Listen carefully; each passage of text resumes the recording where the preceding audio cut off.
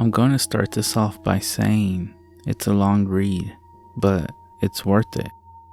My friend and I were talking about this creepy experience we had, and I'm trying to get to the bottom of it. So I figured I'll turn to Reddit for some answers, if there are any. People might think that this is fake, but I don't care, whether you believe it or not. I have no clue if this animal or creature is a skinwalker or just a very creepy animal. This took place around 2019, and I do live in Tennessee, right on the outskirts of the Appalachian Mountains. So here it goes. Two of my friends and I were driving on a desolated back road at night. We were jamming to music and talking. Everything was normal. I was driving. My friend Hannah was in the passenger seat, being the DJ, and our friend Chris was in the back seat behind me. Hannah was trying to pull up a song on YouTube that wasn't on Spotify, so it was silent for a bit. While she was waiting on the website to load, Chris and I were still talking. We then came up on a small animal in the road, but I didn't think anything of it. Well, I expected the animal to move pretty quickly once it saw us coming down the road, but it didn't. As I got closer, I slowed down to let the animal have enough time to run off, but it still stayed very still. It almost looked frozen, and the closer I got, I could make out that it looked like some kind of cat. The only thing was, it didn't look like any sort of cat I ever seen. It looked like it had fur, but the fur was flesh colored. Its ears were very small, almost like the ears of a kitten, even though it was only a tiny bit bigger than a house cat. It was laying in a way that looked like the Sphinx was facing us. The scariest thing about it though was its eyes. Not to sound over dramatic, but its eyes literally looked like the pits of hell were burning inside of them. They were bright red, orange-like, and had twinkles of yellow in them that reflected off the headlights. As we got closer, the whole car was silent, and I just stared ahead. This cat scared the shit out of me, and it still wasn't moving. I felt a huge pit in my stomach and began having intense anxiety. It was almost like I was frozen, but I was not about to stop to figure out what this cat was. At this point, I had to steer around a bit to pass it without hitting it. I was like 3 inches away from touching this thing, and as I slowly crept by it, I watched it through the window the entire time, and it didn't even flinch, and the eyes still had the same glow even without my headlights directly on it. After we passed it, about 5 seconds later, Chris yells, "What the fuck was that?" I immediately start freaking out and shout, "I don't know." Hannah looks up from her phone and says, What did y'all see?" She looked behind us and kept asking. We explained what happened and she said, "I didn't see anything behind us." Chris and I looked back, and sure enough, it was gone. We drove up the road to a church and turned around in the parking lot.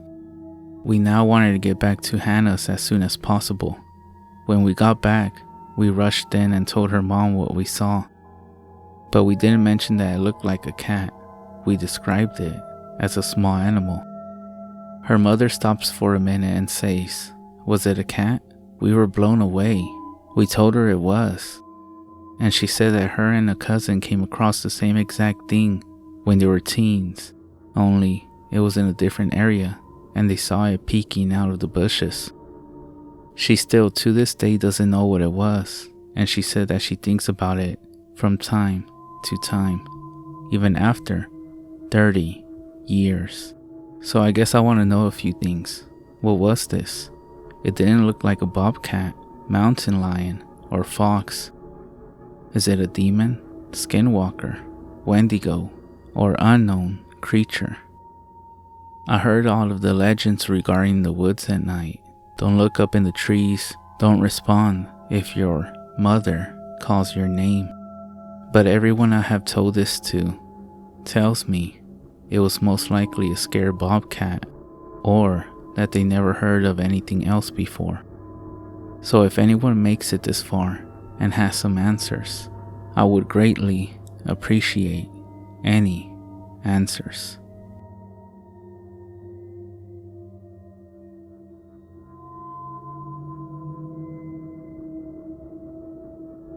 This happened directly to me. At the time of this story, I was a 12-year-old male who lived in California.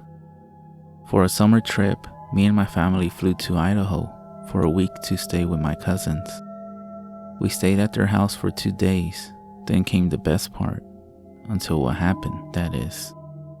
On the 3rd day, we drove to a small city in the Rocky Mountains of central Idaho. They owned a cabin. The first day was fishing at nearby lakes, playing games, and meeting a few of the neighbors on the small street. Everyone we met was nice. It was amazing. I thought nothing could go wrong.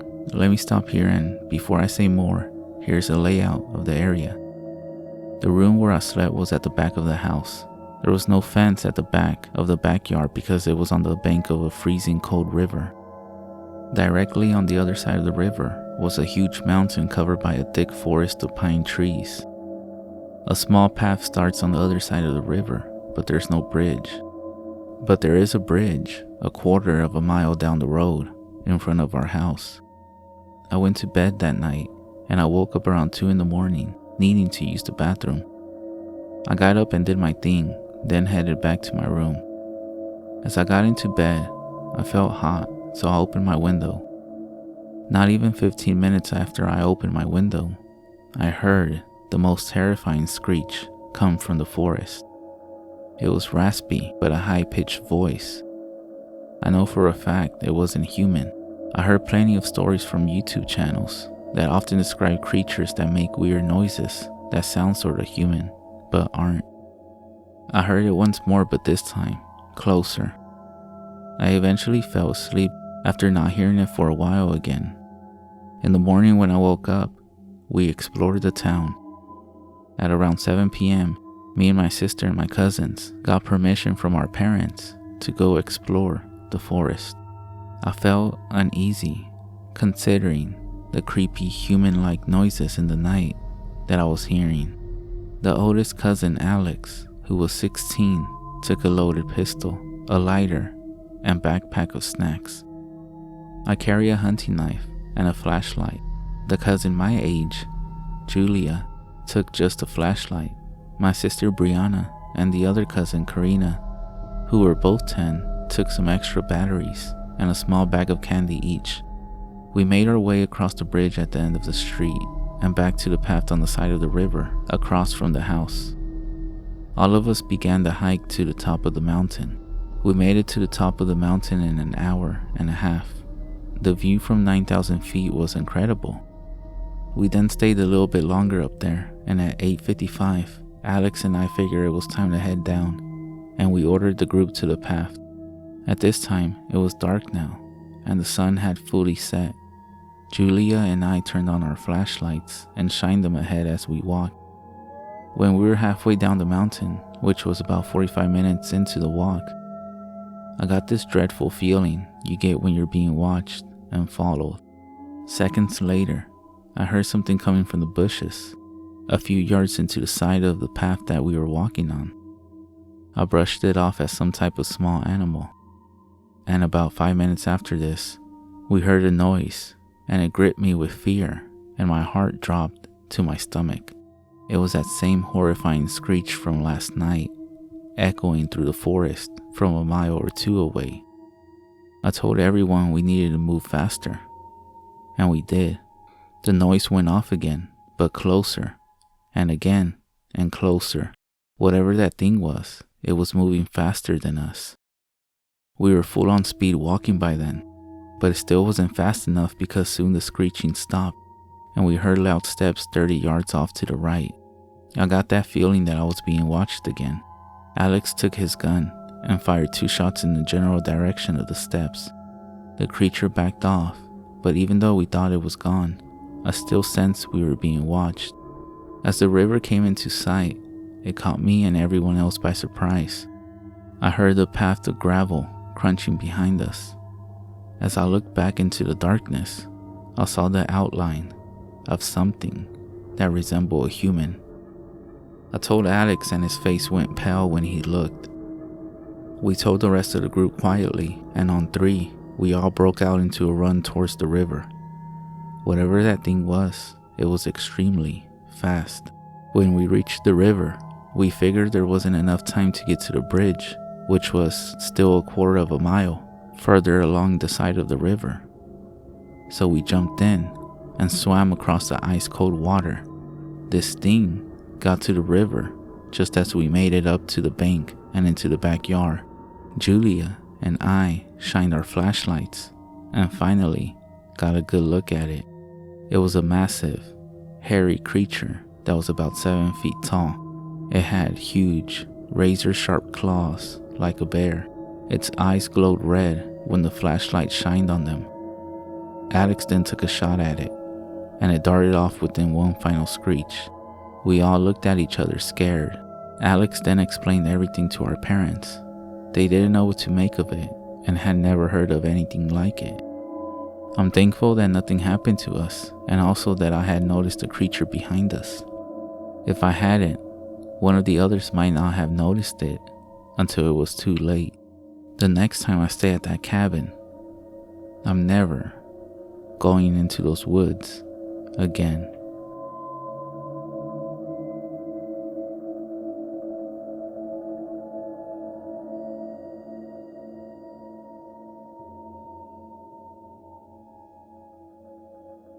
This story comes from Gallup, New Mexico. Family members are inside their home and getting ready for bed. All of a sudden, the dogs outside start raising a ruckus. The man of the family, including an uncle and some nephews, go outside to investigate, concerned about coyotes getting into the hen house. They think they see something moving about within the trees to the back of the house. The uncle picks up a handful of rocks and throws one after another into the trees. However, they hear or see nothing further outside of the ordinary, and so they end up returning to the house. With everything normal, the night is quiet and the dogs have stopped barking. They decide it's safe to go into bed. Just then, they hear a loud rustle from the trees, from the limbs whipping and branches snapping. They rush back out to the yard. All is quiet again. For 30 minutes or so, they stand guard, but not even the wind is blowing. The next morning, they go back outside and see that the gate to the hen house, as well as the door, is wide open. All of the birds are gone. The men end up searching the yard, and out by the outhouse, they discover, instead, an odd set of tracks going back and forth, as if something upon 2 feet was pacing between there and the trees. Finding no signs of the chickens, they return to the area around the hen house to look for similar tracks, knowing that only one person or someone similar could have opened the gate and the door. But the only marks they find are within the pen, and they all belong to chickens. The grandmother, who is standing at the back door of the house, tells them that it was a skinwalker. She says a prayer, and together they yell in a loud voice and in Navajo, "Go away, go bother someone else."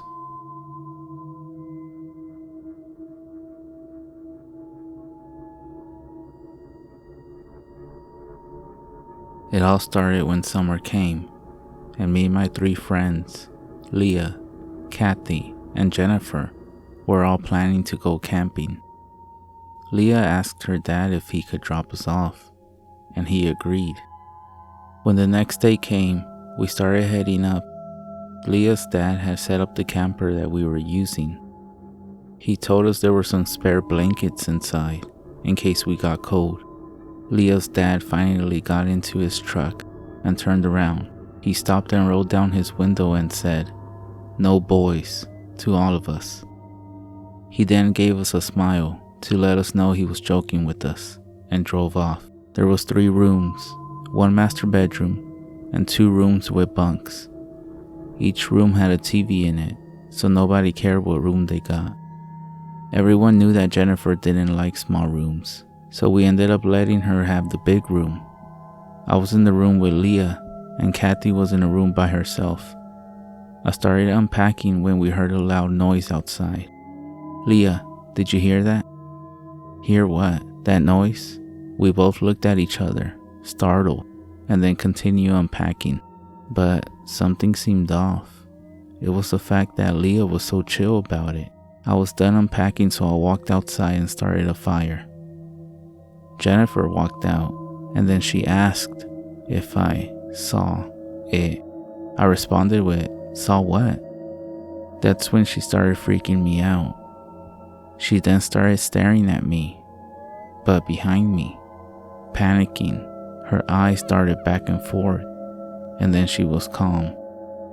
I felt as if something was watching me, so I turned around, and I saw an orb in the corner of my eye, reddish, black, but by the time I turned around to fully look, it was gone. I was so freaked out, because we were in the middle of nowhere, you can say, and it was only the 3 of us by ourselves. I then told Kathy that she could cook instead. We had her family's secret recipe of shepherd's pie and a bunch of vanilla cupcakes. There were about a dozen cupcakes left in the open box, so we just left it on the table and went to bed. I could hear the TV coming from Kathy's room, so I punched the wall and told her to be quiet. Right after I said it, everything went quiet. But then, there was a small scream in the distance. It didn't sound human. It gave me chills that ran down my spine, but I ended up dozing off. But then, I woke up in the middle of the night, hearing noises, like if someone was in the kitchen. I wake up Leah, and then we walk out into the small hallway that led into the kitchen. We saw Jennifer sitting on the table, just staring straight ahead, with Kathy being right behind me. We were looking at her, and Jennifer was making weird noises, weird sounds. She was really creeping us out. She never did this or stared into space this often. But then I noticed something in the corner of my eye. It was a shadow. It was staring at Jennifer, and then it slowly turned to face me and Kathy. I froze. Kathy froze. Then Jennifer looked at us as if she was being mind controlled. And then this figure or shadow ran out the window, and Jennifer dropped her head into the table. We were trying to wake her up afterwards, but she wouldn't wake up. This experience still scares me to this day, and it is only one of the creepiest things I have ever seen. Me and the others are still very close friends. We even live together now. But we all remember that night and whatever it was that we saw.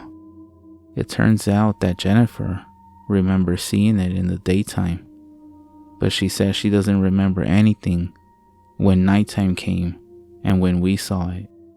It freaks us out even more now, knowing that our friend wasn't even awake and staring into space with her eyes wide open.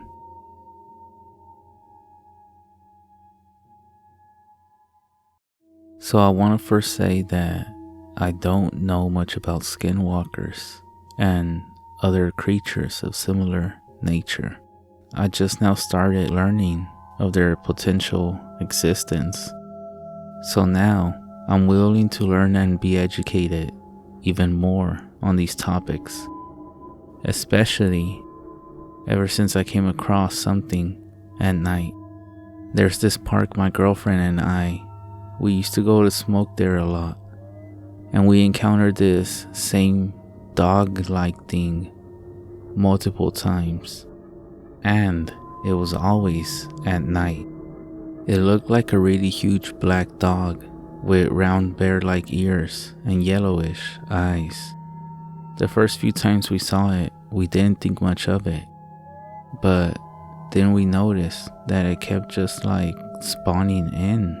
It never made a sound, and it always just stared at us, and it would follow us around the park in a creepy way.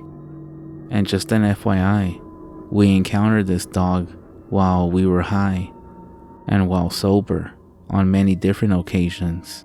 Anyways, we ended up not going to that park no more. But before we stopped going, one of the creepiest things that's ever happened to me happened at that park. We were walking from the parking lot to the park, and we would just see this thing emerge from behind a tree and follow us and try to block our path back to the car. Sometimes we had to run and jump a fence just to get away from it. We never had a single dangerous interaction outside of this one time we were at the deepest corner of the park that was bordering a small forest, and we had to jump about 2 fences to avoid that thing.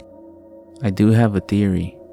It could be a stray, but it really did not act like a dog at all. It didn't even feel alive. I felt like it was just actually watching us for some reason, but it was really eerie.